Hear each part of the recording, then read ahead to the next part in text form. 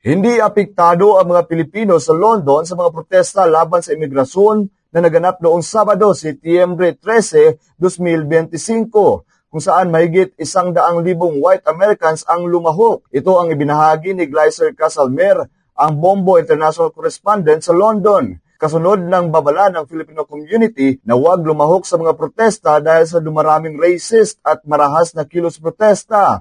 Dagdag pa nito, ligtas ang lahat ng mga Pilipino dahil legal silang nakarating sa bansa at kung sakaling may pagkukulang ay hindi sila makakakuha ng benepisyo ng gobyerno. Aniya, nasanay na rin sila sa mga ganitong gawain lalo na't bahagi ng batas sa London ang kalayaan ng mga tao na magsagawa ng mga protesta para ipahayag ang kanilang mga karapatan na magpahayag. Ngunit ang uri lamang ng karahasan at pagkakahati ang mahigpit na ipinababawal sa kanilang bansa.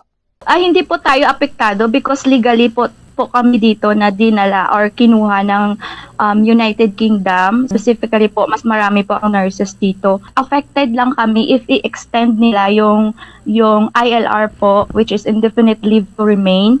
Pero most of us here may papel po kami. So legally po kami na nandito. Pag may immigrants po, yung nagproprotesta lang po is pinoprotesta nila yung mga walang papel po dito na by the boat po, which is mga Indians ata po yan or ibang lahi po. Umusbong ang kaguluhan na inorganisa ni far-right political activist Tommy Robinson kung saan ang mga pag-atake ay naiulat sa naganap matapos nilabag ng mga demonstrador sa marcha ng Unite the Kingdom ang isang sterile area na itinakda upang paghiwalayin ang mga nagproprotesta at kontraprotesta. Samantala, may kabuuang 26 na opisyal ang nasugatan at 25 individual naman ang naaresto. Kinundina naman ni Assistant Commissioner Matt Twist ang naganap na hindi katanggap-tanggap ng mga pag-atake.